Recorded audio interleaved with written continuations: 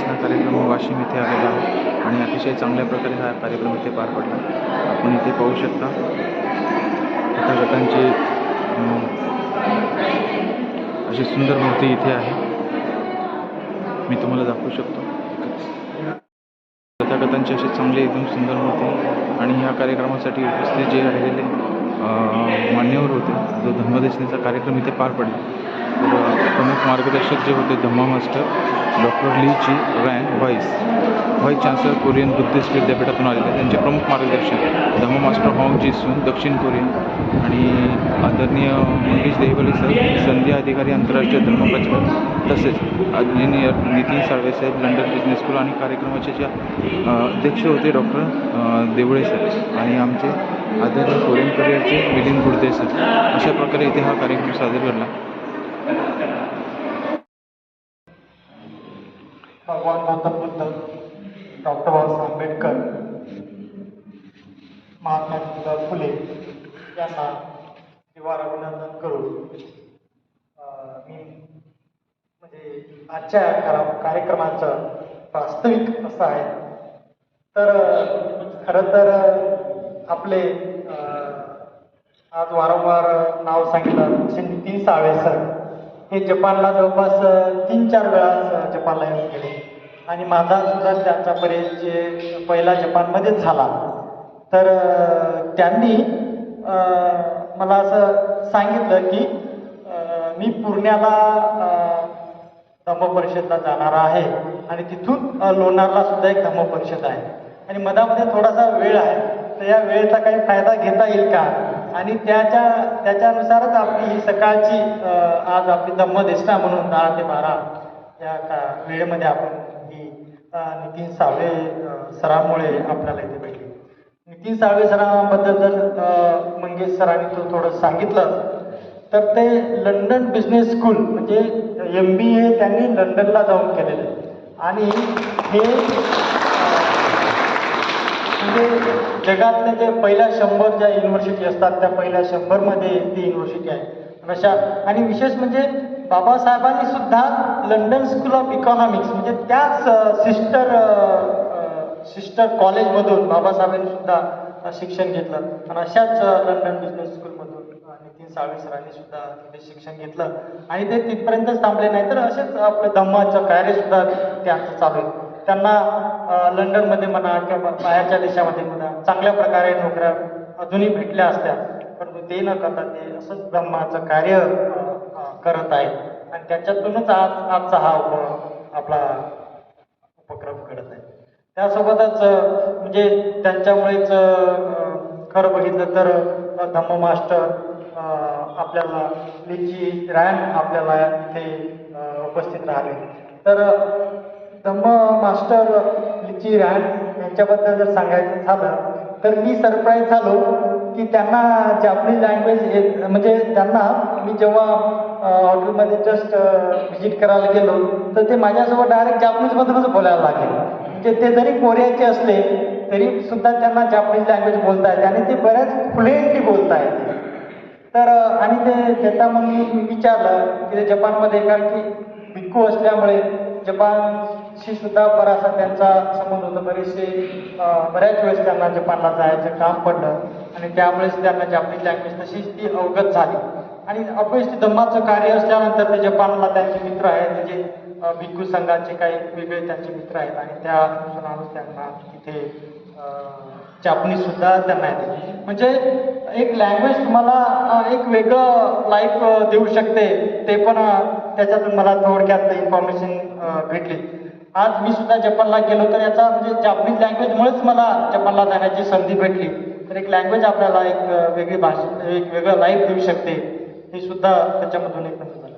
आणि त्याच्यासोबतच सरांनी सांगितलं की धम्म मास्टर हॉंग जिनसू हे नेहमीच त्यांच्यासोबत म्हणजे असतात, कारण की ते व्हाईस चान्सलर आहेत आणि हे धम्म मास्टर आहेत. तर बरेचसे म्हणजे बऱ्याचशा विविध प्रोग्राममध्ये म्हणजे भारतामध्ये सुद्धा त्यांनी 45 वर्षापूर्वी सुद्धा बंदीचे आले होते आणि आता ते सतत धम्माच्या कार्यामध्ये बऱ्याच वेळेस भारतामध्ये आता येत आहेत आणि इथून पुढे तर बरेच वेळ आता येत राहतील अशी अपेक्षा करूया. आणि सोबतच मंगेश दहिवले साहेब, आता ते सध्या इथे आपल्याला चार शब्द त्यांचे बोलून गेले, तर ते सुद्धा जपानला येऊन गेले. तर त्यांच्याबद्दल सांगायचं झालं तर ते एक IAS ऑफिसर होते, परंतु एक दीड वर्ष नोकरी करून त्यांना धम्माच्या कार्याची, कारण नोकरी करून बऱ्याचशा गोष्टी होत नव्हत्या. IAS ऑफिसर असून सुद्धा त्यांनी धम्माच्या कार्यासाठी आपल्याला झोपून दिलं आणि पूर्ण जगामध्ये जवळपास इतर म्हणेल की जवळपास 25 ते 30 देशामध्ये ते आतापर्यंत विविध ठिकाणी त्यांनी संभाषणं देऊन जे प्रबोधन केलेलं आहे आणि ते फार चांगले वक्ते सुद्धा आहेत. आपल्याला फार कमी वेळ होता किंवा त्यांना जायचं सुद्धा होतं, त्याच्यावर ते फार जास्त बोलू शकले नाही, परंतु ते फार चांगले व्यक्तिमत्व आपल्याला आज वाशिम म्हणजे या विहारामध्ये आपल्याला त्यांची भेट दिली. आणि अशाच प्रकारे इथे असलेले आपल्या भारतीय बौद्ध महासभाचे सगळे प्रतिष्ठित व्यक्तिमत्व आणि सोबतच कार्यक्रम पत्रिकेमध्ये म्हणजे अन्य मान्यवर यांना मी इथे आल्याबद्दल धन्यवाद करतो आणि आपला हा कार्यक्रम पुढे ढकलण्यामध्ये मी वानखेडे सरांना इथे आमंत्रित करतो. धन्यवाद. संडे असता, रविवार असता तर उपस्थिती थोडी जास्त दिसली असते. असो, आपल्यासोबत आज जे पाहुणे आहेत, प्रमुख पाहुणे जे आहेत कार्यक्रमाला लाभलेले, हे तुम्हाला दिसत आहेत डॉक्टर किचिरे. त्यांचा थोडक्यात परिचय मी करून देतो. थोडक्यात म्हणायचं काय, थोडक्यात परिचय गेला की तुम्हाला तो वाऱ्यासारखासा निघून जाईल परिचय. म्हणून मग मी ह्याच्यासाठी विनंती केली की त्यांचा परिचय हा थोडक्यात न देता कोणत्या अनुभवातनं ते इथे आले ते सगळं आपल्याला माहीत झालं तर आपली श्रद्धा जी आहे बुद्ध धम्म आणि संघाप्रती ती वाढेल. तर त्यांनी जो ते तुम्हाला दिसत आहेत, कोणी सांगू शकता किती वय असेल त्यांचं?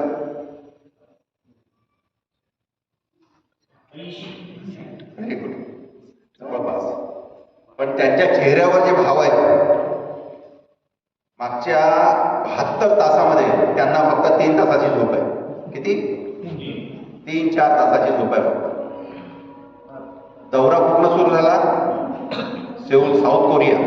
साऊथ कोरिया ते दिल्ली हा प्रवास आहे 10 तासांचा. एअरपोर्टला मी घ्यायला गेलो, सरळ ते हॉटेलला नाही गेले, तर दिल्लीमध्ये सिद्धार्थ असोसिएशन म्हणून आहे, काय वाशिमची मंडळी आहे तिथे, 5000 लोकांचा समूह आहे दिल्लीमध्ये. तर तिथे एका कंबोडियन विहारामध्ये त्यांचं स्वागत झालं आणि त्यांचं प्रवचन. तो कार्यक्रम रात्री 1:30 वाजेपर्यंत चालला. किती वाजेपर्यंत? त्यांची फ्लाईट होती 4 वाजताची, म्हणजे एअरपोर्टला किती वाजता जावं लागेल? 2 वाजता. तर त्यांनी 1 तासाचं फक्त ध्यान केलं, चेअरवर बसून असं ध्यान केलं. त्यांचं हे पहा, तुम्ही पोझिशन पहा, असे बसलेत का ते? असे बसलेत का? नाही.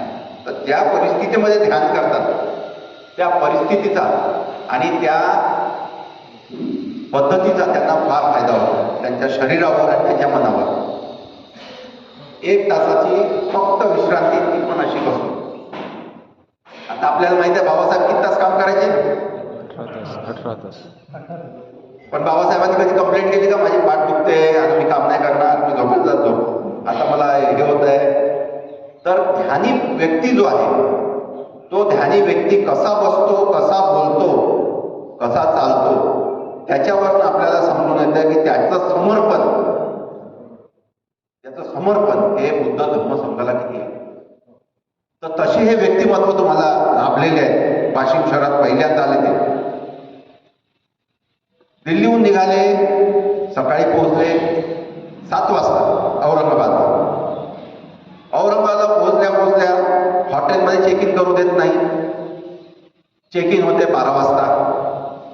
12 वाजेपर्यंत त्यांनी लोकसंपर्क तिथे औरंगाबादचे जे लोक आले होते त्यांच्यासोबत केला. चेक इन झाल्यानंतर संध्याकाळी 4 वाजता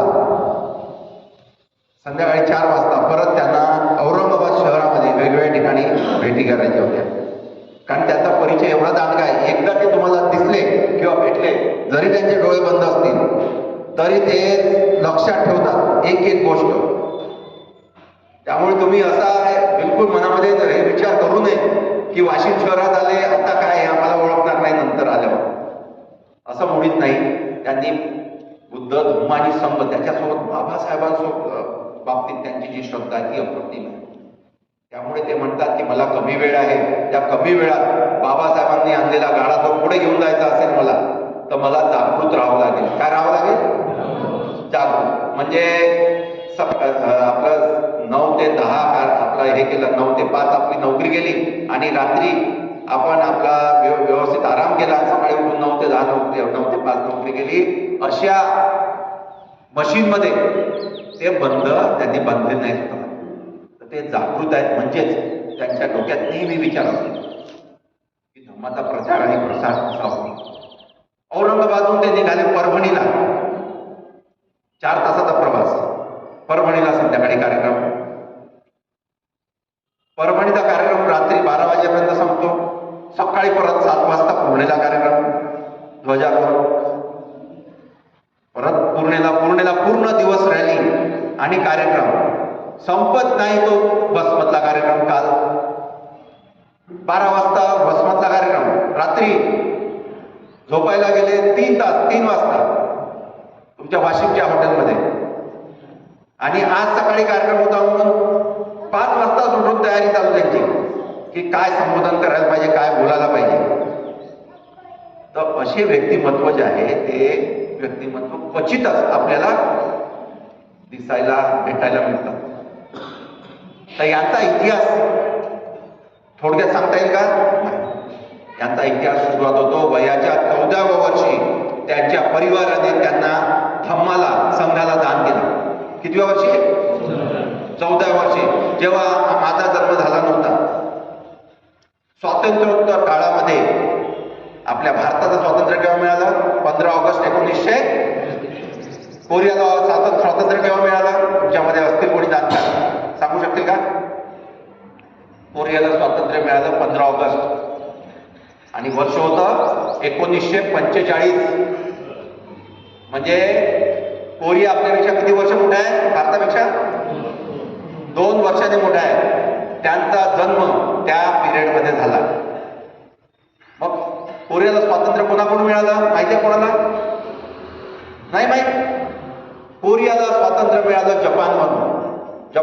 जपान जसं ब्रिटन आपल्याला इंग्लिश लोक आपल्यावर राज्य करायचे, तसे जॅपनीज लोक जे आहे कोरियावर राज्य करायचे. त्या पिरियडमध्ये कोरियाची हालत खस्ता झाली होती. घरी खायला काही नव्हतं. आपल्यापेक्षा दयनीय व्यवस्था होती. 1970 पर्यंत कोरिया जे आहे भात भारतात घेऊन जायचं, इम्पोर्ट करायचं. आपला जो हे असतो ना वाचलेला भात, तो आपण इम्पोर्ट करायचो. एवढी दयनीय अवस्था होती. ह्या पिरियडमध्ये ज्यांचा जन्म झाला, घरी काही खायला नाही, फार परिस्थिती गंभीर. अशा परिस्थितीमध्ये कुटुंबाने विचार केला की मी यांना समजा नोकरीला पाठवलं तर यांचं स्वतःच पोट भरते, थोडंफार कुटुंबाचं पोट भरेल. पण मी यांना संघाला दान केलं तर काय होईल? सगळ्यांच्या मनात प्रश्न आहे ना. संघाला दान केलं तर काय घरी खायला भेटेल का? कुटुंबाने विचार केला की ह्या जनरेशनला तर नाही, ह्या पिढीला नाही, पुढच्या पिढीला तर खायला भेटेल का? संघाला दान केल्यानंतर संघ काय काम करतो? प्रबोधन करतो. आणखीन काय करतो? श्रद्धा विकसित करतो. तुमचं मन जे आहे ते मन चंचल राहते, ते एका कामावर लक्ष देत नाही. कोणी मेकॅनिक असेल त्याने कामावर लक्ष नाही दिलं तर हात कटते. लक्ष देण्यासाठी संघ धम्म तुम्हाला सांगतो, सराव करा म्हणतो ध्यानाचा. यांनी तेच केलं. तिथल्या पूर्ण संघाला त्यांनी त्यांनी ध्यान सराव लोकांमध्ये गावाखेड्यामध्ये जाऊन सांगितलं की तुम्ही ध्यान सराव करा आणि धंदे करा, प्रामाणिकपणे धंदे करा, कोणाला लुबाडू नका. आता कोरिया कोणत्या नंबरवर आहे? कोरियाकडून भारत पैसे घेते. कोरिया हा जगातल्या 8व्या नंबरच्या स्थानावर पोहोचला आहे. भारत 16व्या क्रमांकावर आहे पैशाच्या बाबतीत. आणि पॉप्युलेशन किती आहे? किती लोकसंख्या कोरियाची?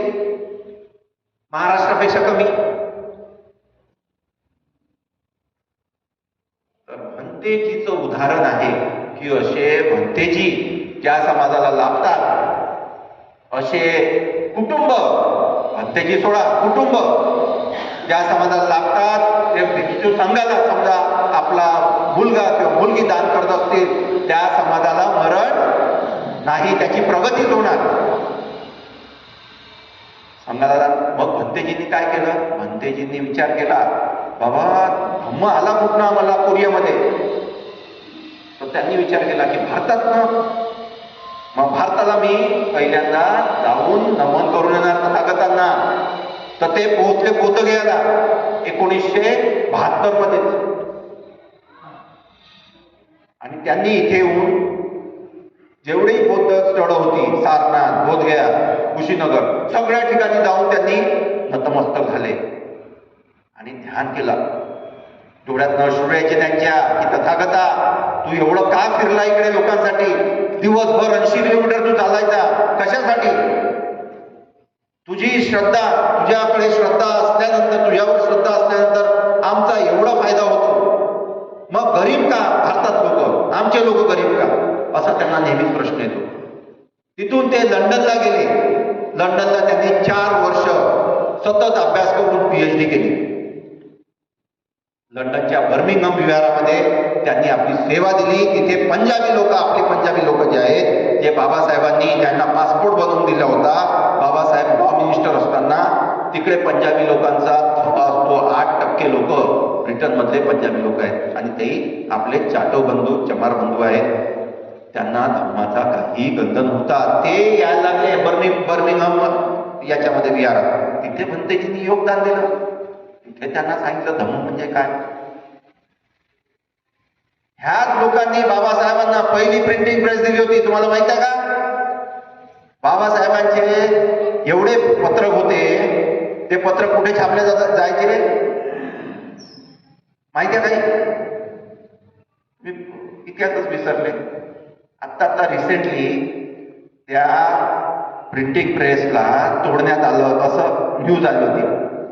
तर पूर्ण आंदोलन झाले होते पूर्ण महाराष्ट्रभर. रत्नाकर गायकवाड म्हणून नाव ऐकलं असेल तुम्ही?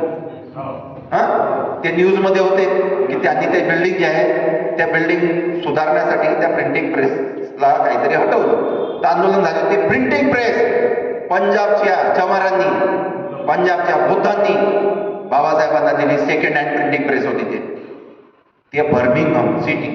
त्याला आपलं फार देणं लागतं, कारण तिथनं झालंय प्रबोधन. आपलं काय झालं? आपलं प्रबोधन झालंय.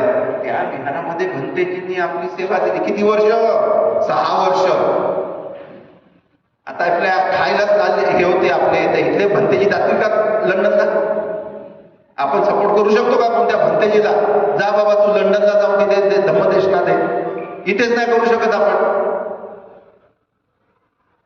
तिथे त्यांनी स्वतः एकाच वेळेस जेवण करून, तेही भेटलं तर, त्यांनी तिथे 6 वर्ष काढली. मंगेश सरांनी सांगितलं, मंगेश सरासारखा व्यक्ती तुम्हाला भेटला, त्याचा परिचय मी पुढच्या वेळेस देईन, की असे व्यक्ती आपल्या समाजात जास्त दिसत का नाही?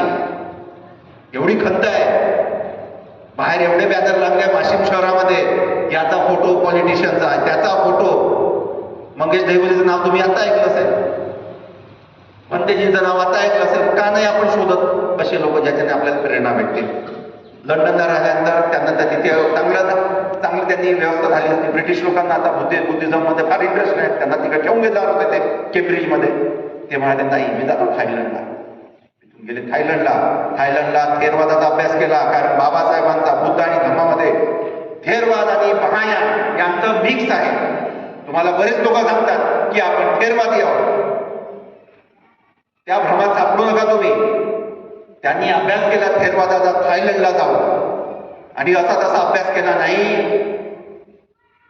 उपास तापास करून त्यांनी अभ्यास केला. कारण जेवढं तुम्ही जेवण करता तेवढी तुम्हाला झोप येते.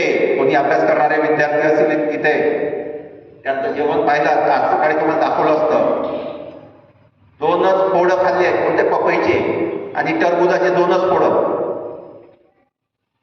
आणि त्याच्यामुळे त्यांच्यामध्ये ऊर्जा राहते. आपल्याला काय वाटतं, जेवण नाही केलं तर ऊर्जा येणार नाही, तर ते भक्कम जेवण करतो आपण, आणि संडे असेल तर जास्तच राहते.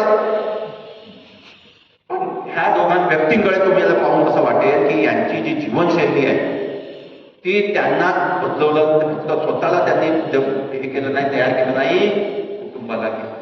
कुटुंबालाच केलं नाही तर पूर्ण पिढीला तयार केलं त्यांनी. आता कोरियामध्ये तुम्ही जाऊन पहा, कोरियाचे एवढे पॉप लोक, पॉप सिंगर इकडे येतात, तुम्ही टीव्हीवर पाहता, BTS वगैरे आहे. कुठून आले हे? संस्कृतीने त्यांना ते दान दिलं, त्या दानातनं ते तयार झाले. संस्कृतीने दान दिलं, त्या दानातनं ते तयार झाले. आपल्याकडे दान करण्याची भूमिका किती असते ते आपल्याला विचारावं लागते. कालच हॉटेलचं बिल होतं, ते ज्या व्यक्तीने केलं त्या व्यक्तीला फोन केला, ते म्हणे जे ऑर्गनाईज करतील ते करतील. म्हटलं ह्या एवढ्याशा शहरामध्ये तुमचा समजा एवढा एकोपा नसेल तर धर्माचं प्रयोजन तर दूरच राहिलं. तर जे असो ते आपल्यामध्ये गोष्ट आहे, ते भंतेजींना मी सांगणार नाही. तर भंतेजीचा परिचय करताना मी हे सगळ्या ज्या गोष्टी बोलत आहे याचं कारण हे आहे की भंतेजी आपला टॉप देऊन मोकळे होऊन जातात, तुम्ही मोकळे होऊन जाल, पण सावली राहणार नाही ना. माझं जे बोलणं आहे ते सावलीसारखं तुमच्या जवळ राहायला पाहिजे, म्हणून मी हे बोलत आहे. तर भंतेजी जे गेले थायलंडला, थायलंडहून परत ते कोरियात गेले. कोरियामध्ये वेगवेगळ्या खेड्यापाड्यांमध्ये त्यांनी वचनं दिली आणि मनामनात ते भारतात येत होते. आता त्यांनाही आठवत नाही ते भारतात किती वेळेस आले. आता भारत त्यांना ते म्हणतात, मी असा अर्धा भारतीय म्हणतात तिकडचा भाग, आणि इकडे मी कोरियन आहे. भारतीय का आहे? कारण माझा बुद्ध इथे आहे, माझा बाबासाहेब इथे आहे. हा आपला बाबासाहेब इकडेही नाही, इकडेही नाही, तो फक्त फोटोमध्ये आहे. त्यांचं म्हणणं, काल त्यांनी वसमतला सांगितलं, तुम्ही इथे बाबासाहेबाचा पुतळा उभारला, किती जण इथे आहेत त्यांच्या डोक्यात बाबासाहेब आहे. प्रश्न केला त्यांनी, किती जणांनी भूमी तयार केली आहे बाबासाहेबांची इथे, कोणाच्या डोक्यात बाबासाहेब आहे. बाबासाहेब असणं म्हणजे फक्त बाबासाहेबांचं ध्यान करणं नाही, तर बाबासाहेबच्या याच्यावर वैशिष्ट्यांवर ध्यान करणं. म्हणजे काय, एका ठिकाणी किती वेळ बसून राहता तुम्ही, तुम्हाला ध्यान करायला सांगितलं तर 5 मिनिटात तुमचे पाय दुखतात, 10 मिनिटात कमर दुखते. मुलगा असेल अभ्यासाला बसला चेअरवर, तर आई म्हणते पहिले मला खाल दे काहीतरी, मग मी करतो अभ्यास. बाबासाहेबांचं ध्यान म्हणजे अधिष्ठान. जसे ते बसले आहेत मगापासून आल्यापासून तसं अधिष्ठान पाहिजे. कान, नाक, डोळे याच्याने जेही संवेदना येत आहेत त्या संवेदना ग्रहण करण्यासाठी मन आतुर पाहिजे. कोणत्या संवेदना चांगल्या आहेत, कोणत्या वाईट आहेत, वाईट सोडायचे आहेत, चांगल्या घ्यायच्या आहेत, हे बाबासाहेबांचं अधिष्ठान आहे. तर ते अधिष्ठान जे आहे त्यांच्यामध्ये आहे. बुद्ध आहे, बुद्ध अंदर आहे, बाबासाहेब अंदर आहे. देवी देवता आहे ते तसं नाही. आपल्या इकडे येतात देवी, येते देवा अंगामध्ये येते, तसं नाही. अधिष्ठान म्हणजे एकच मन आहे माझं आणि बाबासाहेबांचं आणि बुद्धांचं, हा विचार करणं म्हणजे मी समर्थन देतो असं होते. तर त्यांच्या भाषा शैलीमध्ये तुम्हाला थोडंफार अडथळा येईल तुमच्यासोबत बोलताना, पण त्यांचं मन जे आहे तुमच्याशी चर्चा करत आहे. आताही ते बसले असले तरी त्यांचं मन तुमच्यासोबत चर्चा करत आहे आणि फार संवेदना आहेत त्यांना. कधी कधी रडतात ते भारतीय बुद्धांसाठी. कसं होईल? जसे बाबासाहेब रडायचे एकट्यामध्ये, कसं होईल माझ्या लोकांचं? माझे लोक म्हणजे विहारात एवढं मोठं विहार बांधतो आपण आणि कार्यक्रम कधी होत नाही, वेळेवर होत नाही. तुमचं नाही उदाहरण घेत मी, पण बरेच विहार जे आहेत असं म्हणतात, त्यांनी शोधून काढलं 5000 विहार आहे म्हणे मुंबईमध्ये. मला मुंबईहून काऊन नाही इन्व्हिटेशन येत म्हणे? 5000 विहार आहेत, मग तिथे लागत असेल म्हणजे धब्बा प्रवचन येत नाही याचा अर्थ झोपलेल्या म्हणे विहार, जागृत नाही, अधिष्ठान नाही. मागच्या 45 वर्षात त्यांनी अतोनात ट्रॅव्हल केले. त्यांच्याकडे पैसा नसतो, भंतेजी असल्यामुळे लोक देतात, कोरियन लोक. त्यांच्यासोबत सावलीसारखे जे आहेत ते मोठ्या कंपनीचे मालक आहेत. त्यांचे जे डॉक्टर आहेत ते त्यांचे पेशंट कोण असतील? मोहम्मद अली जिना नाव आहे. मोहम्मद अली नाव ऐकलंय तुम्ही? मोहम्मद अली बॉक्सर, त्यांना त्यांनी औषधी दिली आहे. कोरियाचे प्रेसिडेंट त्यांचे पेशंट आहेत. पण त्यांचं मन जे आहे, आता एकावर फोकस करू, डॉक्टर लिचिरेन यांच्यावर. डॉक्टर लिचिरेन जे आहे त्यांचे असे हे ड्रेस फॉलोअर्स आहेत, पण ते एका याच्या साच्यामध्ये बंद नाही. थेरवादाचा अभ्यास आहे त्यांचा, मायनाचा अभ्यास आहे, बाबासाहेबांचा अभ्यास आहे. आता भीमस्तुती भंतेजींनी केली तर ते लगेच म्हणतात मला इंग्लिश ट्रान्सलेशन दे. तिथे मला म्हणतात इंग्लिश ट्रान्सलेशन पाहिजे मला आता. एवढं एवढं त्यांचा श्रद्धा आहे. आणि तुम्हाला वाटते बाबासाहेब आपलाच आहे, जेव्हा येईल तेव्हा आपण नाव घेऊ, झालं आपलं काम. बाबासाहेब जगामध्ये तुमच्यापासनं घेऊन जाणारे लोक आहेत आणि तुमच्याकडे परत ते देतील गाडगे. जर बाबासाहेबांना तुम्ही डोक्यामध्ये अधिष्ठान केलं नाही बाबासाहेबांचं मनामध्ये, तर असे जे आहेत डॉक्टर लिचिरान, डॉक्टर नाव आहे समोर, त्यांचं मत नाव आहे सुनील बोगम, ओन्यून बोगम सुनील असं धर्मातलं नाव आहे. त्यांची दीक्षा जी झाली आहे ती 45 वर्ष आधी झाली आहे. कोरियामध्ये 2 प्रकारचे ऑर्डर म्हणजे संघ आहे. एका संघाचं नाव आहे जोगे संघ आणि दुसऱ्या संघाचं नाव आहे तेगो संघ. त्या दोन्ही संघामध्ये ते प्रसिद्ध आहे.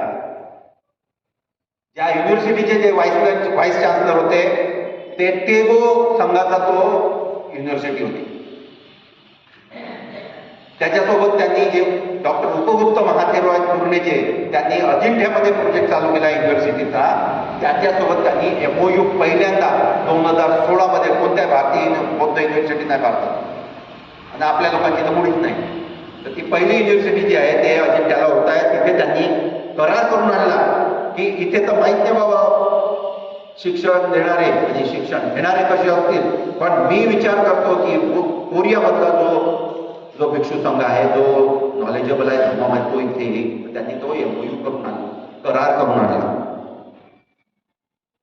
त्यानंतर तिथले जे उद्योगधंदे आहेत त्या उद्योगधंद्यांशी ते चर्चा करत आहेत की तुम्ही उद्योगधंदे कसे आमच्या भारतीय बुद्धांच्या मदतीसाठी लावू शकता. कोरियन उद्योगधंदे, आता कोरियन लोक खूप फार पुढे गेले. तुमच्या घरात आहेत कोरियन प्रोडक्ट, कोणत्या कोणत्या आहेत कोरियन प्रोडक्ट सांगा तर तुम्ही एखादं नाव घ्या. सॅमसंग, आणखी सगळे वापरता तुम्ही, पण तुम्हाला नाव नाही. हुंडाईची कार, सॅमसंग, LG माहित आहे, किया माहित आहे, हे सगळे कोरियन कंपन्या आहेत. अशाच लाखो कोरियन कंपन्या आहेत ज्या भारतात येऊ शकतात. त्यांना इंग्रजी बोलता येत नाही, त्यांना इथे आणण्याचं प्रयोजन आपल्याला करावं लागणार आहे. आपल्याकडे काय रिझर्वेशन नेहमी राहणार आहे असं दिसत नाही. आपल्याला उद्योगधंदे करावे लागतील आणि उद्योगधंदे भारतीय बुद्धांसोबत करणं हे त्यांना प्रतिष्ठेचं वाटलं पाहिजे. मग आपला भारतीय बुद्ध जाईल तिथे मला पैसे द्या म्हणून, माझ्या धंद्यामध्ये पैसे नाही पहिलेच, असे प्रकार घडतात बरं, प्रतिष्ठान नसल्यामुळे. त्यामुळे आपल्याला इथे पद तयार करावं लागेल.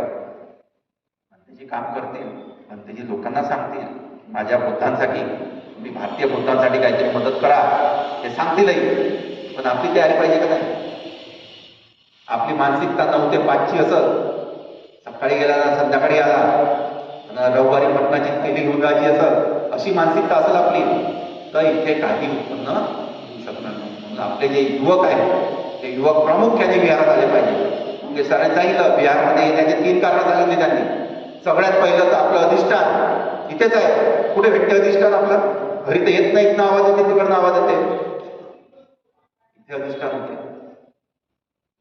ह्या बिहारात म्हणते तुमच्या घरी येतील का प्रत्येकाच्या? बाहेरून कोणी आला इन्व्हेस्टर, LG सॅमसंगचा मालक आला, तो तुमच्या घरी येईल का? तो बिहारातच येईल. त्यामुळे इथे नेटवर्किंग होईल. आमच्यासारखे लोक जे थोडंफार त्यांना माहिती आहे तेही इथे येतील.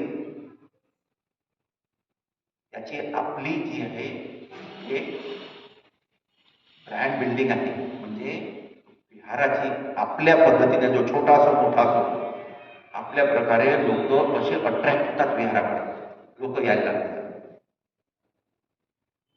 तो वलय तयार होते, वलय असं तुम्ही 10 लोक आले 100 लोक जवळचे झाले, लोकांना माहीत होते आणि दूर दूरून लोक येतात. त्याच्याने फायदा कोणाचा होते? त्याच्याने आर्थिक देवाणघेवाण होते, लोकांची चर्चा होतात, सामाजिक प्रश्नांवर आपण बोलू शकतो. असं काही मंदिरात होत नाही, चर्चमध्ये होत नाही, ते फक्त विहारातच होऊ शकते. तर त्यामुळे तुम्हाला हे फार महत्वाचं आहे जाणून घेणं की विहारामध्ये येणं हे तुमच्यासाठी महत्वाचं नाही, फक्त पुढच्या पिढीसाठी.